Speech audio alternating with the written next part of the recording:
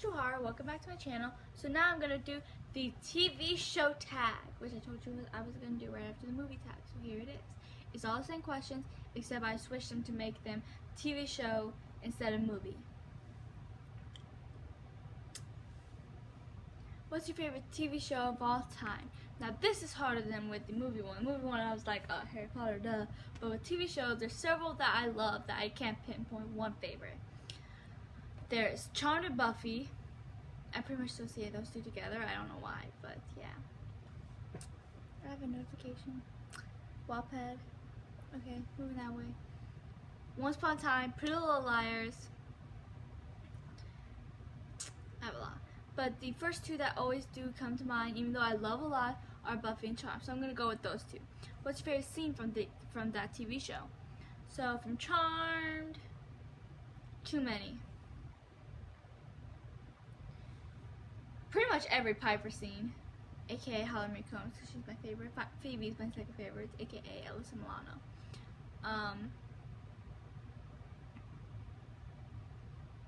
And I love the ending, the final battle. I love the last episode, period. I mean, at the end of the episode before the last episode, Phoebe and Paige died, and so did Christy. So the only people who survived the battle was Piper and Billy. So Billy went back in time with her power, and Piper went back in time with Coops with Reen. You'll understand what I'm talking about if you actually see the show. But then, I just love the entire last episode because all of the time traveling, they go back to the past to when Patty's pregnant with Phoebe. Then they go back a little into the past, but before that it was after that past. Yeah, after that past to when Patty was dead and with their Grams. And then,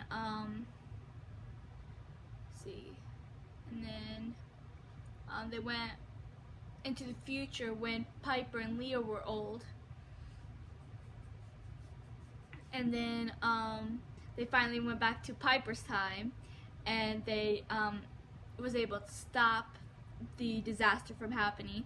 And then Piper and Billy went back into themselves, and then Paige and Phoebe were like, "What's going on? How did you two get here?" Talking about Patty and Penny, because they're both from the past, but two different pasts. And then Penny's just hilarious in that episode. Like when she found out that they were the Charmed Ones, she's immediately is okay. Let's do this thing.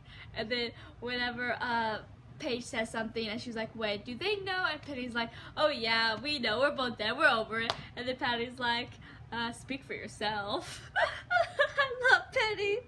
Sorry, I'm going a little bit too into description about this, but I just love this episode. It's probably my favorite episode of all time, and I love the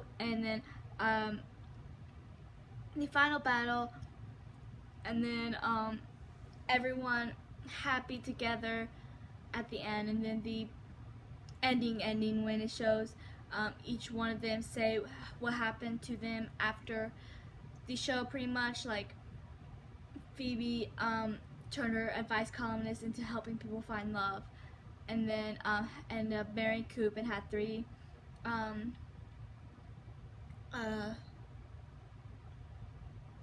daughters. Paige, who had already married Henry at this point, really tapped into her white lighter half and had 2 twin daughters and a son with him. And then Piper, who already was married to Leo and had 2 sons, had a daughter afterwards, and finally opened the restaurant she always wanted, and because she always wanted to own a restaurant instead of manage one like she did in the first season, or own a nightclub, which she did throughout the rest of the show. And while Leo continued to teach at magic school. So yeah, it was beautiful, and I love the way it ends with Piper really old, talking to her granddaughter, and then it shows Piper and Leo going up the steps of the manor, and then it shows all these pictures of the past, and then it shows the granddaughter use telekinesis to shut the door, because at the end of just about every season has the door of the manor shutting, no matter who's doing it. So Buffy, my favorite scene, I love the end of that. I love the last episode of that too, when they're Buffy finally kills Caleb, and then her and Spike have a few nice moments, and then they go to the school for the final battle with the First and all the Uber Vamps and the Bringers, and Anya and Spike die. Spike sacrificed himself in with himself, and Anya actually saves Andrew of all people, which is huge character growth for her.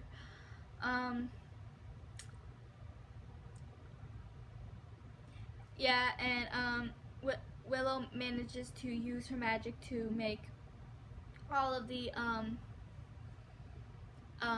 potential slayers into real slayers, so that they all have the power that Buffy and Faith do to fight the Uber Vamps. Some of them died, but a lot of them survived. And the tile Sunnydale kind of blew up, and Buffy almost didn't make it, but she did. And then they were all kind of just, and then Giles asks what happened, and Buffy's like, Spike, and that's literally the last thing she says the entire show. And then it shows a bunch of the main characters talking, looking out at Sunnydale. The extras were kind of just off back because like we don't care about them, but it was kind of zooming in on all of the main characters until it zoomed in on Buffy, and then Dawn was like, yeah, Buffy, what are we gonna do? And then Buffy just smiles.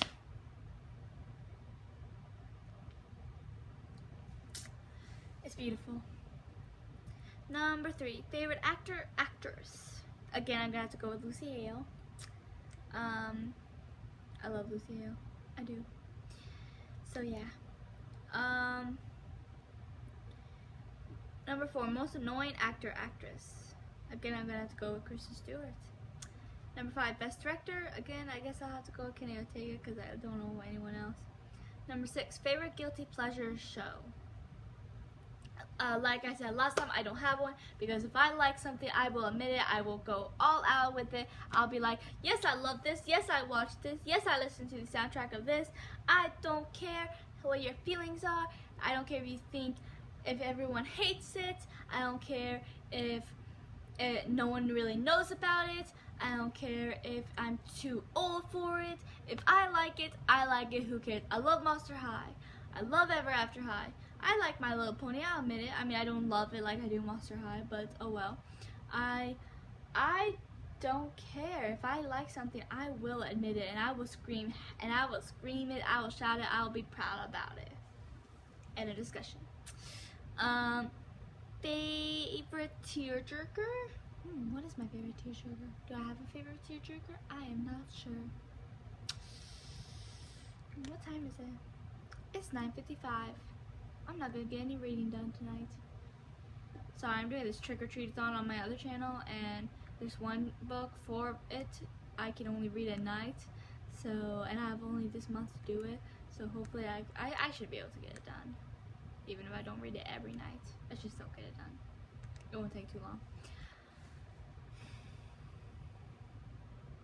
Favorite tearjerker.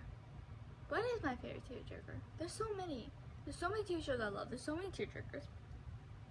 I can go with all the deaths on Charmed, all the deaths on Buffy, all the deaths on Once Upon a Time, all the deaths on Pretty Little Liars. Man, these shows love to kill off people, don't they? But I think I'm gonna have to go with Xander's speeches on Buffy. He has several. He has the one he talked to Buffy about Riley, and then right afterwards he's had this I love you speech to Anya. Then there was the one to the potentials about how amazing Buffy is. Then the one to Dawn about how extraordinary she truly was. And then the one to Willow about how much he loves her, and how he actually saved the world just by telling her that he loves her. No trick. I'm not even kidding about that. If you don't understand, watch it, okay? It's at the end of season 6. The episode was called Grave, right? Yeah, Grave. Just type in on YouTube Buffy the Vampire Slayer, or you could probably just type in Buffy if you don't want to type in all that. But say Buffy, Xander saves world, or Xander tells Willow he loves her, something like that. You'll find it. I'm not even kidding you. But the one where he says that to talks to Buffy about Riley isn't my favorite speech. I still like it because I like what he says about like this entire time you've been treating him like the rebound guy, when a guy like him goes in 1 in a million years, which is not true because I don't like Riley, but I still like what he said. He was like, if you don't think he's the one, if you don't think this could go anywhere, then let him go. But if you think that he could be special, that he could be the one, they go chase after him, and it's making me tear up because every time I think of Xander's speeches, it gets to me. But he's like, then go and get him before it's too late. And then Buffy's just like, Xander, and he's like, go. And then she runs off. She was too late, thankfully, because even though I don't like to see Buffy hurt, which it did hurt her, I don't like Riley, so, and she deserves better. But I do love Xander's speech about it. And then, but his other 3 speeches are on very, very top of my list. The one where he talks about the potentials. Buffy and Faith come home just as he's talking to them because they're all doubting her, and he's like, what does he say? He's like,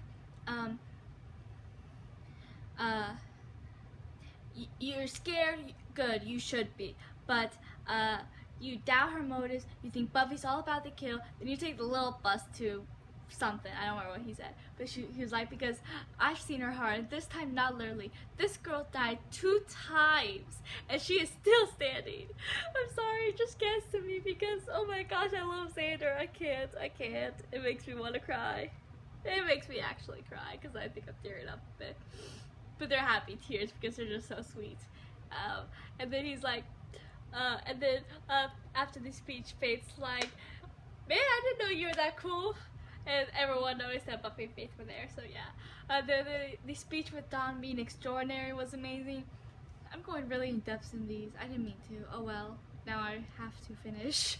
But Dawn thought she might be a potential Slayer, which scared her at first, but then she got all excited thinking she was special because all these other potentials were special and she thought she wasn't. And then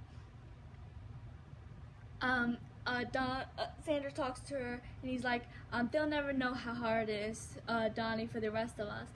And he was like, this was season 7, so he was like, 6 years. I've been a part of this fight, helping out, and each one of my friends get more powerful.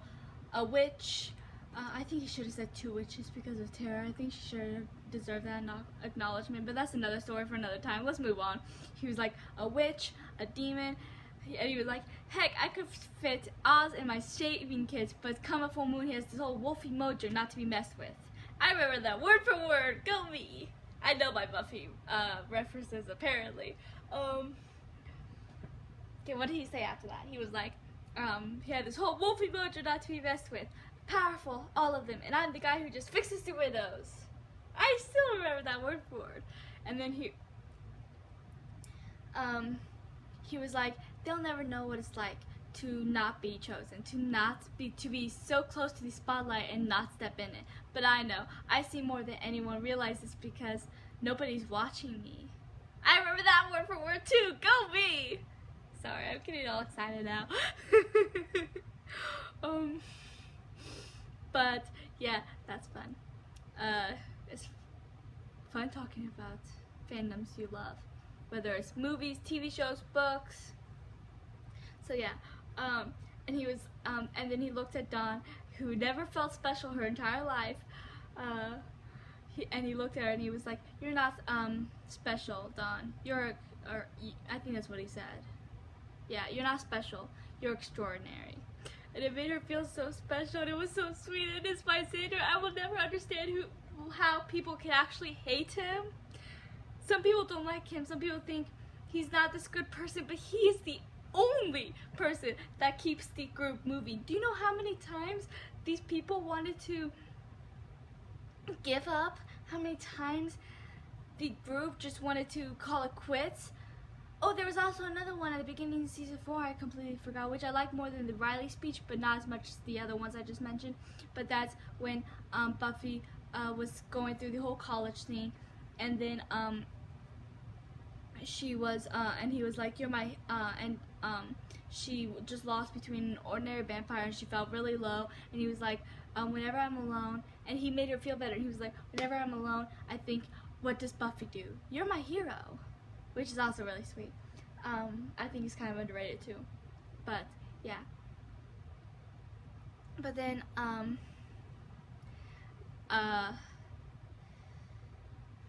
then there's my all-time favorite speech of his, which is the one to Willow at the end of season 6. And he figured out that it had to be him. Giles already figured it out, and Buffy thinks it has to be her. She thinks that the only way to stop Willow is power, is magic, is a fighting. And then Giles knew the truth, and he waited for the right moment for Xander to be able to go to her, because he knew that Xander was the only one that could. Xander and Willow have been best friends since they were like 3 years old. I'm not even joking you. They have known each other their entire lives. Xander's the person that knows Willow the best, that loves her the most. And he's literally the only person that could have saved her. I don't care if Buffy would have figured out that what she needed was love. It wouldn't have been the same. It wouldn't have been the same if it was Giles, if it was Tara. Well, this is about Tara, so obviously it couldn't have been Tara. It wouldn't have even happened if Tara wasn't dead. But anyways, yeah. So Xander goes to her, stops her from trying to destroy the world, and she's like,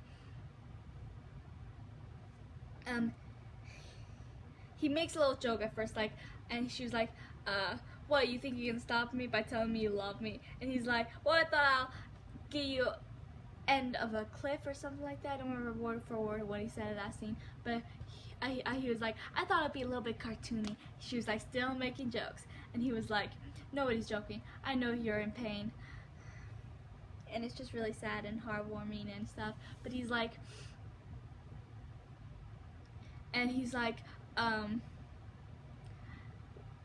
what did he say? He was like, kindergarten, you broke the yellow crown and you were too afraid to tell anyone. You've come a long way, ending the world, not a terrific notion, but the point is, yeah, I love you. I love crown breaking Willow, and I love scary veiny Willow. So if I'm going out, it's here. If you're gonna end the world, then start with me, because I've earned it. And she was like, you don't think I will? He was like, it doesn't matter, I still love you. And she was like, stop it. And then she kept trying to use her magic on him, hurting him, scratching him, making him bleed. And he just kept coming back, saying, I love you, I love you, I love you. And then her magic gets weaker and weaker because she's finally being filled with the love she needed to stop, I guess, in a matter of speaking. And then he just keeps going, and then she starts punching him as she cries, and then he doesn't back away. He just kind of holds her as they both collapse to the ground, and she cries in his arms, and then the veins go away from her face, her hair turns back to red, and it's all just so sad, and I cry every time, and I'm about to cry just talking about it, because it's like, it's just beautiful. And I think, and no one talks about how Xander was the real hero of season 6, or how real and human the whole season 6 was as a whole. And it's such an underrated season. I think a lot of people don't really like season 6 because it's different, but the main villain isn't even Willow, because she was only the villain in the last few episodes. The main villain of season 6 was humans. Warren, Andrew, and Jonathan. Warren more than anyone. And I just think that no one really realizes that the reason why Warren is like the worst villain ever on Buffy, no matter what, because the first is this powerful creature, the Master is like the first vampire ever, and I mean Glory was thinking a god, Angelus tortured people, who are the other villains? Adam was a stinking creation, like Frankenstein, but in the end, Warren was the worst villain ever because he was human. All those other things, they were monsters. They didn't have a soul. They didn't care what they were doing. Warren did, and he still did it. That's what made Warren the worst. That's what makes season 6 so amazing, you know. And sorry, I got really, really off topic there, but I had to throw that in. Number 8. Character from a TV show who scared you the most. There aren't any. Just like the whole movie thing, I don't scare easily. There's no one that really haunts me to this day. So yeah, moving on. Number 9. TV show you love that everybody hates. I don't think there is one. Is there? I don't think so. Like I mean, I watched some underrated shows, like I do movies. I mean, I think but I don't really think they're underrated. I mean, they're underrated in this time period because I would like a lot of older shows that from before my time period. Actually, okay, I have one because even back then I don't think it was too popular. So, Soap. I love it. Wait, did I read the question right? Yeah, you love that everybody hates.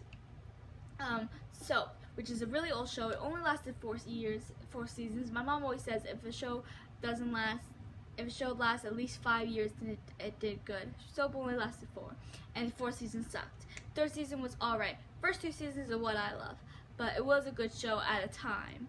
And it's like a really, really old show, like way before my time. Heck, I think it was before Mom's time. Pretty sure it's at her mom's time. So yeah. TV show you hate that everyone loves. I don't think there is one. I mean, there's TV shows that are popular that I have no desire in watching, like Game of Thrones. I mean, I considered it at a time because I heard it could get gory and I like that, but then I heard about that there's a lot of sex scenes and that's not something I'm comfortable with, so I don't have any desire to watch Game of Thrones, really.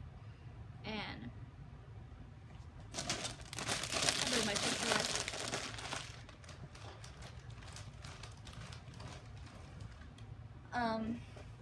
so yeah, Game of Thrones is like seriously popular, but I don't have any desire to watch it. I think I've seen a couple scenes because my mom recently started watching it.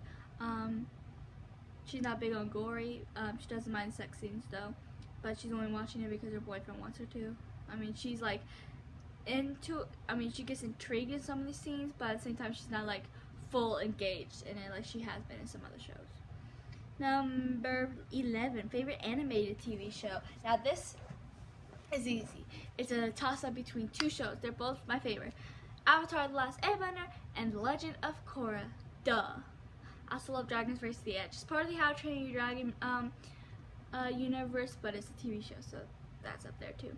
But yeah, I'm obsessed with ATLA and TLOK. Number 12, actress crush. Again, I'm gonna have to go with Lucy Hale. Favorite TV show villain. Ooh, that was harder. Favorite TV show villain. I know my favorite movie villain. Who's my favorite TV show villain? I'm gonna try not to go from Buffy and Charmed. I mean, I did Buffy twice. Maybe I can do Charmed twice. Is my favorite villain from Charmed?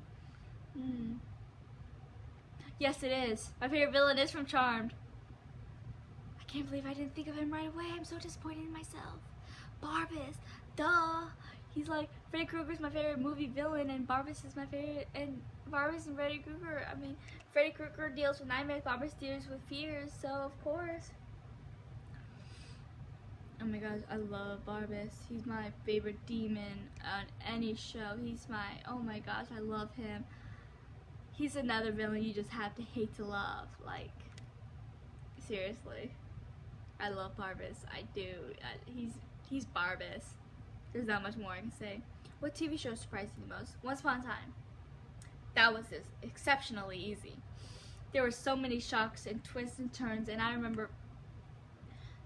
I still remember finding out that Peter Pan was Rumpelstiltskin's father in season 3. My mom and I were watching it, and we both started screaming. We were like, what? And then her boyfriend at the time back then, no, that was a different time, because something else happened later in season 7, when you find out that Gothel's Rapunzel, and that Rapunzel is Gothel, and that Gothel is Alice's mom. And there was something else from season 7 that shocked us, and we screamed. And then her boyfriend at the time came running in thinking something was wrong. I was like, what happened? And we're like, this stupid show happened.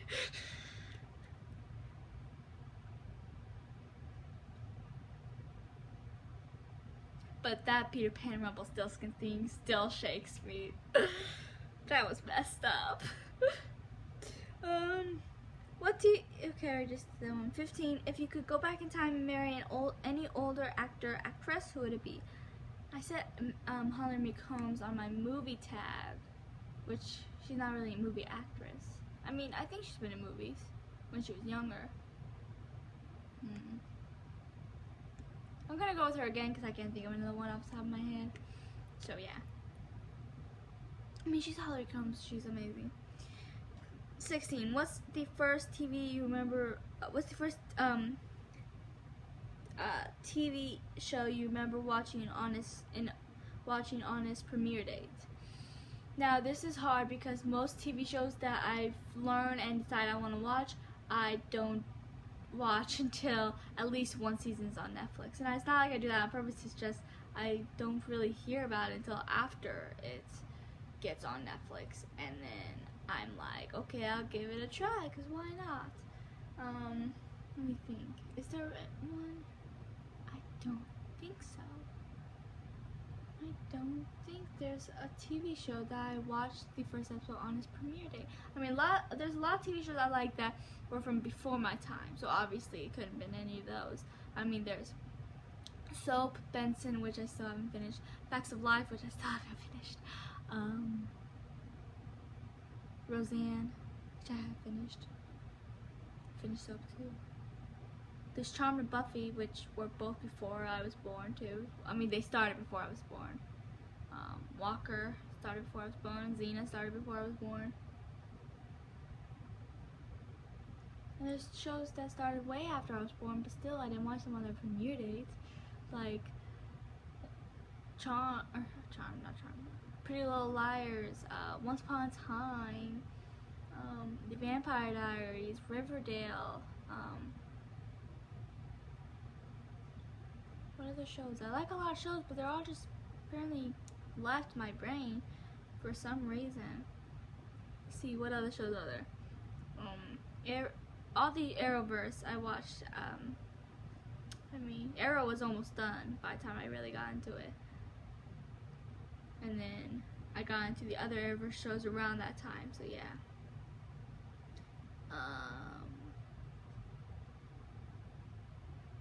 Criminal Minds, I think the first 6 seasons were on Netflix by the time I watched it.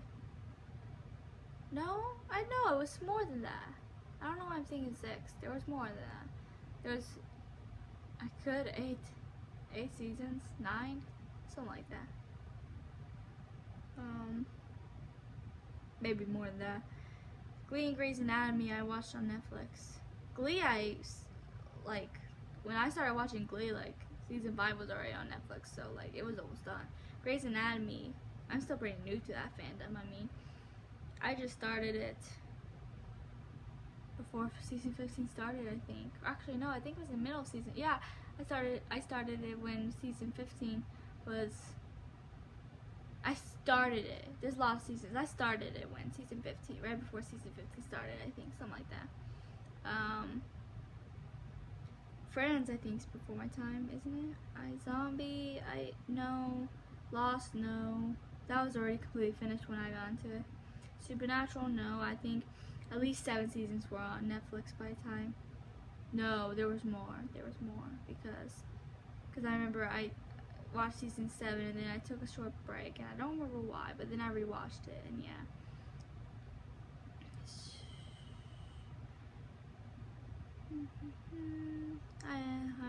There's a lot of shows I watch. Yeah, I don't think there are any that I watched on its premiere date, to be honest. So that's the end of this tag. Please like and subscribe and comment your answers, and if you do this tag, then tag me in it. I love to see your answers on there. So I will talk to you guys later.